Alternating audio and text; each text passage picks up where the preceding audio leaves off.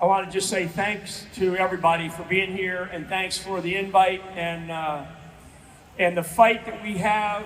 You know, he just talked about these legal battles that we are involved in with this whole issue. We go all the way to the Supreme Court. The nonprofit that I am the chairman of, America's Future, it's the oldest nonprofit in the United States of America. It actually was created before World War II, before they even had 501c3s, and then it was recreated in 1946. But we've won 10. We've gone as an amici, they call it, like we sidle up to what we believe are attacks against all of our rights. And we've won like the last 10 at the Supreme Court. One of those was at an appeals court. So we have a really good track record of fighting for our rights, right? So there's so many things that I like to talk about, and I know this is a big Second Amendment thing here, but I'm going to talk a little bit about the Second Amendment and what it means, but what I really want you to understand is that this is like, we're in a war right now. We are in a war in the United States of America, and all these, it's good versus evil. And for me, when I go around this country, and I go around this country a lot, and I've been going around this country since I got uncoiled from everything that I face and my family face, because I could see it. You know, I talk about it, and sometimes I come up on these stages, I don't even know what I'm going to talk about, like even today, but I wrote some notes on the way over here about not the Second Amendment, but about the First Amendment, and another amendment that most people have no idea about. And that's the one that follows the Second Amendment. For all your math majors, that would be 3, right? The Third Amendment. Right? So you're all kind of going, what's the Third Amendment? Right? It's like, whoa. Well, and I'm going to talk a little bit about why the founders did what they did. But I want to spend a few minutes, and I do talk like I never want to be invited back. Okay? Because I am so sick, and I know that there's political people in here and the politicians. You know, we are in a mess in this country right now. It is a mess. I love this beautiful country, but it is a mess. When somebody talks about $33 trillion in debt and all this debt, for most Americans it goes right over their heads. Because you know what people care about? They care about whether or not they can fill up their gas tank. Right then, $33 trillion. That's just like, what the heck is that? Right? All these things that we are seeing being exposed overseas, right? Right here at home, all the corruption that we're seeing exposed in our own government. I mean, I met Elon Musk. I met him a number of years ago. And when they started to dig into all this stuff, right, with the Doge, right, all this Doge stuff, you know, USAID, right, is one of the acronyms, right? The depth of corruption. But this is not corruption like just because they're greedy people. This is a good versus evil time in this country. So we can stand here, we can say we have different formations or different variations of a war going on right now. It's intellectual, it's emotional, it is physical. Right? I'm talking about right here at home before I touch on maybe a couple of things about what's happening overseas. But it is definitely spiritual. And I was talking with some of the people that are running for office here, whether they stayed around or not. You know, general elections for President of the United States, the last 10 elections for President of the United States of America, we averaged 67% turnout for voting for President of the United States. So that's more than 30% of the American people that were registered to vote, could vote, and decided not to vote. 30%, over 30%, last 10 presidential elections. To include this last one, even though in this last one in 2024, Trump won, you know, he won a mandate, right? He won a big mandate. But the election, the turnout was still below 70%. It was below 70%. I guarantee you, in these elections that are coming up in all these different, you know, counties and the state level that are off off the year of the presidential election, because the presidential election draws more people into the elections. Because people care, right? They want to vote for the big guy, right? So these school board elections, these city council elections, right? Do not take for granted that your vote doesn't count. Now, maybe the people in this hall here, I'm preaching to the choir. And I come in as a guy, and I come in and I'm going to pop off. I'm going to pop out, right? I'm going to leave here. But I'm going to leave you with at least one message, because sometimes that's all it takes is one person. It takes one person here. And in the couple hours that I've been here, I've met some of you who have come up to me and said, hey, I heard you, or this is what I'm doing. This is how I am serving my community. This is how I'm serving my community or my town right now. I'm fighting in the school board. There's a couple of people here, I think it's Madison County, if I'm not wrong, that ran for school board. I mean, did you ever think in this country, and as I gauge this audience, I'm in the sort of the latter era of my life, right? So maybe we're average age in here, maybe 50 years old, because there's some young people in here too. So maybe we're 50, 55 years old. I'm past that. And I'm telling you, I never even in my lifetime, especially as a kid growing up, my family is a family of military service from both of my grandfathers, my father, my brothers, my son is still serving. That's all we ever did was serve in the military. That was our thing. My grandfather, who served in World War I and World War II, one of them, and World War II, is from Newport, Tennessee. Right, anybody from Newport, Tennessee? Yeah. I mean, he was about as hick as you get. I mean, talk about and a good man and a tough guy. And so, service, responsibility. We did not have a country. We didn't have a country when this country was founded. So how did people get together in places like Boston or down in South Carolina or North Carolina or Virginia? How did they get together at that time? Because they didn't have these things, right? They didn't have these things. They didn't have an ability to do that, right? They didn't have the newspapers, the big newspapers, or TV. How did they get together? How did a group of primarily men, but there's a lot of women that were part of it, because when you think about another group that I'm very familiar with, which is called the Loyal Nine. I was talking about the Loyal Nine the other day. They're the original Sons of Liberty, and now in Congress they're called the Freedom Caucus, right? People that came together who said, enough is enough, right? And actually, the real true test at that time, this is no country, only colonies, the British rule. So the original group of guys that got together, because they didn't like the Stamp Act. They didn't like the Stamp Act, okay, that the British came in and they were basically going to charge us a bunch of money, taxes, right, for what it is that we needed, what they needed. And they said, enough of this. We're done. We're done. We want to decide what we want to do. How did they ever get together? Because without a country at that time, no country, a revolution, George Washington, Madison, Jefferson, Hancock, Revere. I mean, so many others, right? Those are the big names, but so many others that were killed fighting for this country that wasn't a country, had no constitution, had nothing. Okay? So the first thing, when they finally decided that they were going to form something, right? They were going to take something and they were going to form a document. They were going to have a document that's called a Constitution or a Declaration. What they decided to do, and this is really fascinating because these are the kinds of things that I study. I've read all of the Federalist Papers. I'm not a lawyer. I stand there and I study things because this is what I like to do. I come from a large Irish Catholic family. Generally grew up in the Northeast. My mom and dad, both deceased, both beautiful people. And like I said, our family is a family of service, right? And we were taught the golden rule by my dad. Treat others like you like to be treated.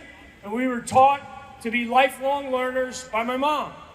Don't stop learning. I don't care if you, whatever you're going to do with it, go get yourself a college degree, go get yourself an education. You can stick it in your back pocket if you want. If you don't want to use it, that's on you, but you're going to get it, okay? And you're getting an education in these kinds of forms. This country is getting an education right now in service and sacrifice, because if you don't decide to serve as a citizen of this country, if you don't stand up today, tomorrow, the next day, as we go through these next couple of years, because one man cannot do it. You cannot control what Donald Trump is going to do today. You cannot control what is happening in Washington, D.C., but you can take control of what is happening in your life today. You can take control of what you're doing right here, right now, in your county, in your town, whether you're going to decide to serve, whether you're going to decide to stand up for your country. You know that the First Amendment, most people think First Amendment, right? The freedom to be able to do what I'm doing right now, right? Get up and speak. Actually, the First Amendment has 5 parts. 5 parts in the First Amendment, and we are exercising every single one of them right here, right now. Why? Because what did we do when we opened up today? We opened up with a prayer, right? That's the very first part of the First Amendment. Not speaking freely. So when you think about what this country was founded upon, right? And I've written a lot about this. Our country was founded upon a set of Judeo-Christian principles and values in this country. And I've studied this intensely. So when the founders got together, it wasn't some 3-day weekend that they're going to go, okay, we're going to write this document. You know, we're going to declare our independence. We're going to write a constitution. We're going to come up with a Bill of Rights. Do you know that the Bill of Rights is essentially derived from the 10 Commandments? Most people don't know that.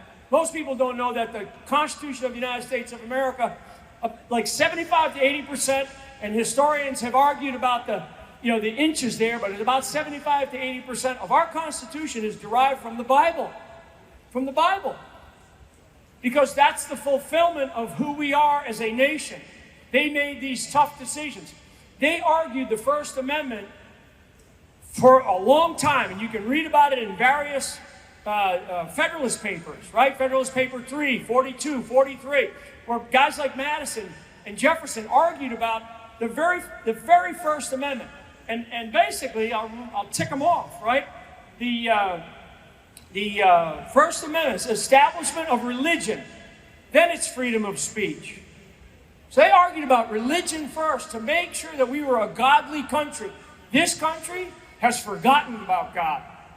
Now, that's a general statement, but I'm a general, all right? So we have got to figure out how do we bring the spirituality of what our country is and why it was created. Because the enemy, the adversaries that we face, it's evil. It is evil. It is godless. When you talk about communism or socialism, I mean, I'm standing up here today even mentioning those words, and we're kind of going, people in this country, they are now starting to wake up to what it is, right? We never talked like this. We never talked about these kinds of issues when I was a kid growing up, right? 60s, 70s, 80s. We never talked like that. In fact, we used to hide under our desks waiting for a nuclear attack, right? We never talked about, we would joke about, we'd call some kid a commie, right? That would be like a nickname we'd give them if we didn't like them. But now it's real. The infiltration into our country is the single greatest threat that we face. It is not what's happening in Venezuela. It is not what's happening over in China. It is not what's happening in the Ukraine. Those threats are not existential to our country. Our country's existential threat is right here at home. And Donald Trump realizes that. President Trump realizes that. He knows it in spades. Yeah. Thank God we have him. You know that man, if he didn't win this election, I think it was the 26th of November, right, was his sentencing date. His sentencing date was the 26th of November. So if he lost, he'd be in prison right now for the rest of his life. Okay? That's still not a yoke that's been taken off of his neck yet. Okay, that still exists. That judge, Marchant, out of New York, has another date set in basically in late January. I think it's either late January or early February 2029. Seriously. These people will not relent. They will not give up. Okay, we have to stand our ground. I know what I went through, and I could give you a big old sob story, about persecution and whatever. No. Like I tell people, and I'm from a very tough Irish family. My old man was he was a sergeant in World War II, and he was another just staff sergeant and sergeant first class in the Korean War. He went over there for 2.5 years and fought them, right? And I know, and I can see what is happening to our country. So the First Amendment, establishment of religion, freedom of speech, freedom of press. I don't know if we have any press in here, right? Fake news, like Trump says, right? The freedom to assemble and the right to petition our government, which is essentially what you're here about. The right to be able to petition our government to do different things, right? I mean, we don't understand who we are or what it is that we are about. And so when we go out, when you leave here and you go to your counties and you go back to your towns and you're in your various groups and your churches especially, you've got to speak up. You have to sound off. People come up to me all the time and they tell me, "Thank you for your service. I'm honored by your service. Thank you." That's very humbling. I feel very good about that. And I love serving in our armed forces. Loved it every day. I wouldn't change it for a minute.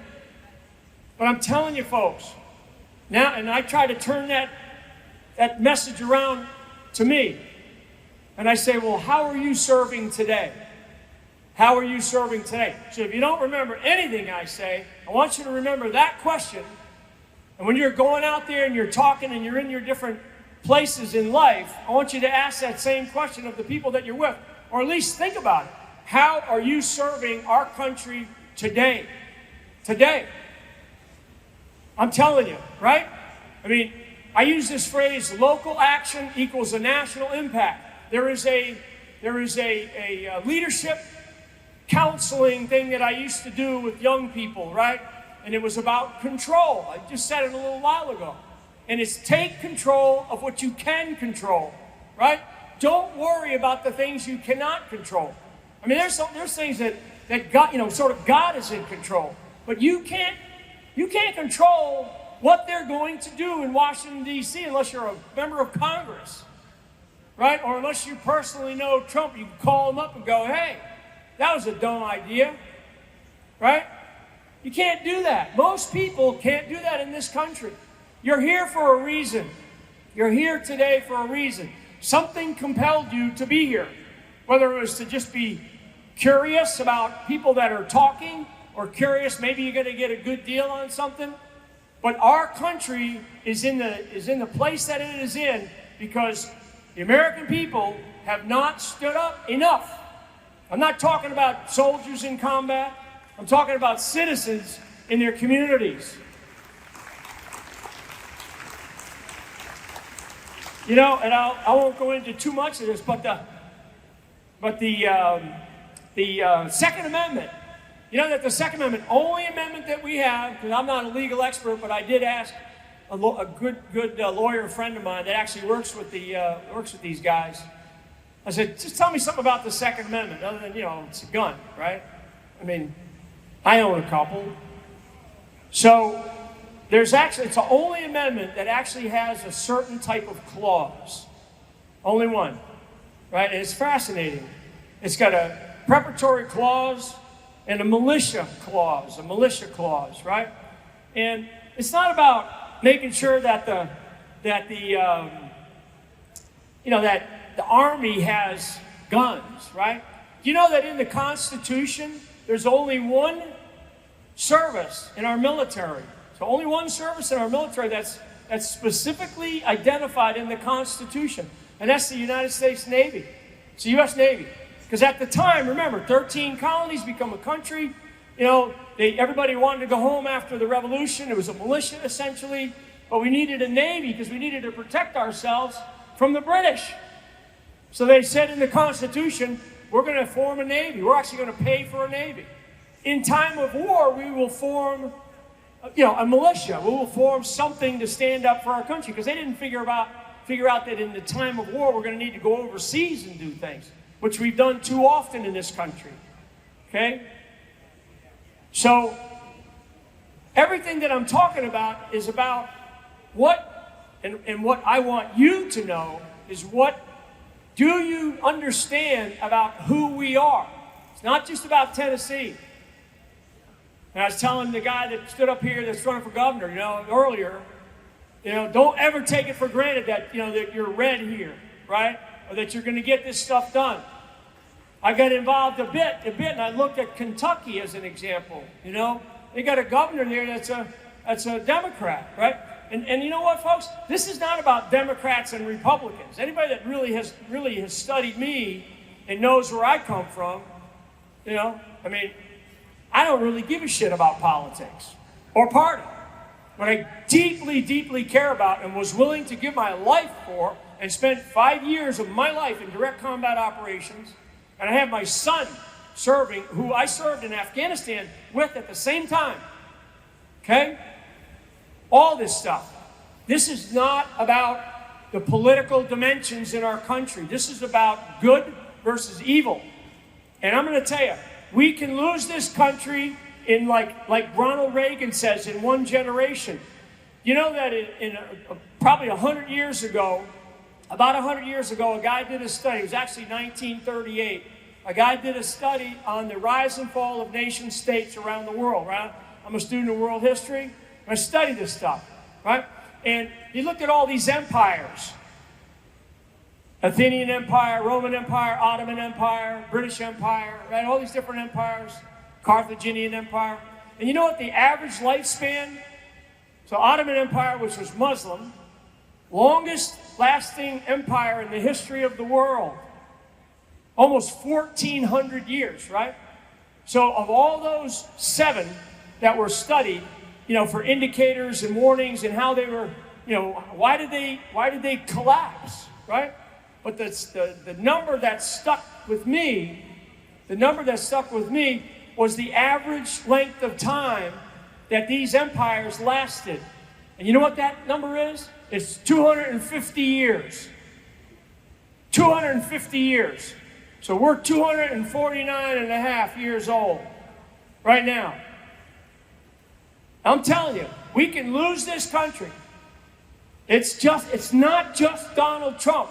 If we are able to be successful in having another 250 years in this country, I have children, I have grandchildren. That's about as far as I can see, right? Which is maybe into the next century, because I can see through my granddaughter's eyes what my mother taught me and what I want her to be, because if she gets to the age of my mom, she'll be alive into the next century.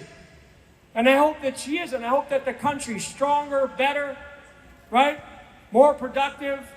We're fighting for tooth and nail. Some gentleman up here telling me earlier about the farming here in this state, right? Corn, cattle, chickens. You got all these monopolies that come in. We the people, we live not in a democracy. We live in a republic. We live in a representative form of government. That means that we the people are the ones that are supposed to say how it is that we are going to live.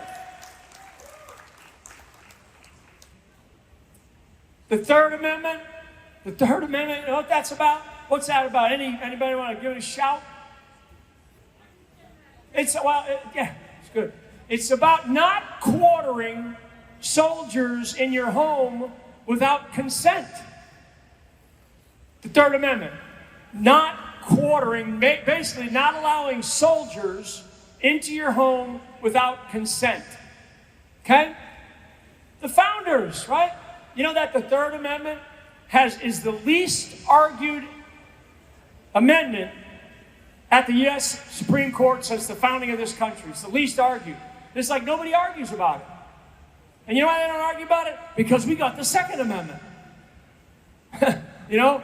Believe me, All these countries and all you guys and gals know that have kind of, you hang around this idea, you know what the deal is.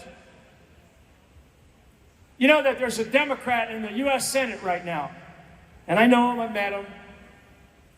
I could go hugely Irish on you right now, okay, about how I feel about this person. He's a United States Senator. Every time there is a gun incident somewhere in the country, like just recently happened because he did it again, anytime there's a shooting, he gets up there and he pounds the table, he calls people in, you know, he's all this, he goes in front of the cameras. He's a Democrat, right? He's got the largest shotgun collection in the country. He hangs it on his wall in his home.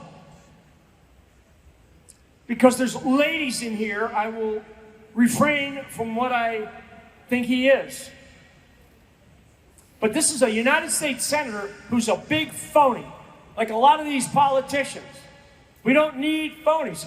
That's why he's like in the presidency for the second time, thank God. Because he's like, you know, what you see is what you get.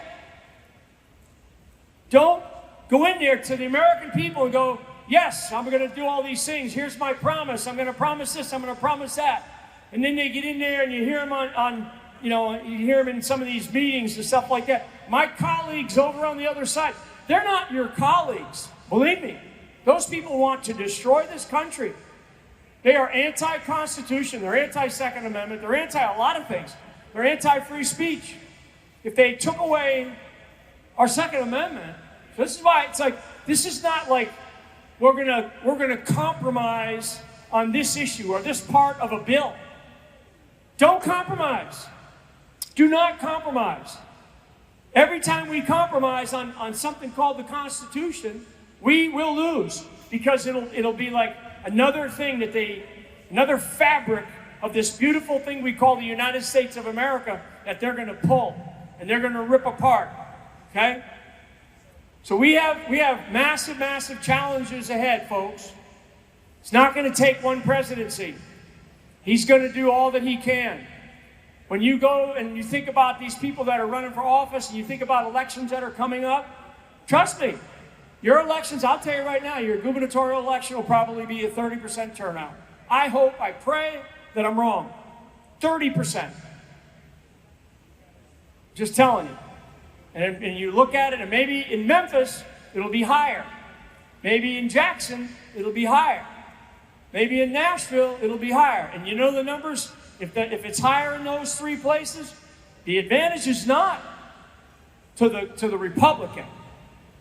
Believe me, the advantage will be to the Democrat because they're smart. They're smart and they're evil. And they exist. And they will get in there and they will do these things. Right? If we don't work together, not as GOP, you got to work together as Tennesseans. The way that we will win this country back, and mark my words, get this. The only way that this country is going to survive another 250 years is if states stand up, and come together. Maybe, right? Because the federal government is so bloated and so broken in terms of broken. Not broke in terms of broke like in terms of money, but broken. Trump is doing all that he can. I mean, there's an insurrection going on at Health and Human Services in the last 24 hours. Come on. You know what I'd do? I would change the locks on all the doors. I mean, there's got to be dramatic things that take place. So you guys are here, and I'll get off the stage here because I know you got a lot of other things going on. But you guys and gals are here to achieve something. You're here to achieve something for this state, right? Whatever those things are, constitutional carry, whatever it is. Don't rely on the guys and gals that are doing it. You have got to decide, how can I help? Can I use my time to get on the phone to make some calls? Do you need some emails done? Do you need some writing done of letters? Do you need somebody to go around and knock on doors? I'm not asking you folks. I'm getting chills talking about it. I'm getting emotional about it. I am pleading. I am going around this country pleading with people Because when we have 30% turnout, one state had 7% turnout for the governor's primary. Okay, for a primary race for governor of a state, 7% turnout on voting day. 7! Because it was not on the cycle of a presidential year. I'm pleading with you, take this message back. Ask the question, how am I serving today? How are you serving today? And drive it home. This idea of local action is powerful. It is powerful. Washington will do what it will do. Trump will do what he can do.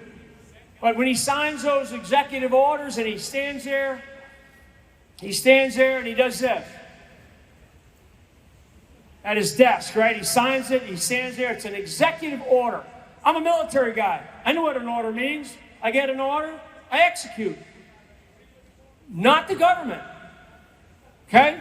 So he signs an executive order. It gets put down to the departments and agencies and activities.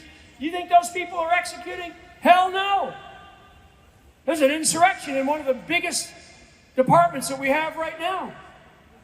I mean, so he's got to do things like Department of War, right? Because everything that I've talked about during this time that I've been given, and thank you for it, is about what's happening inside the contiguous boundaries of this beautiful country of ours, right? It's what's happening inside. And not enough is happening. Not enough. Because outside, there are wolves inside, but outside there's wolves. And I mean there's wolf packs. There's wolf packs. And they're south of our border, right? They're in Europe. They're in the Asia-Pacific theater of operations. Those are ideologies that compete against us. Xi, the Prime Minister, the Premier of China, of the People's Republic of China, you know what he declared? So they said by 2049, China had their 100-year plan, and basically China was going to be the world, the global superpower this century. They declared that, right? And they said by 2049 was their plan.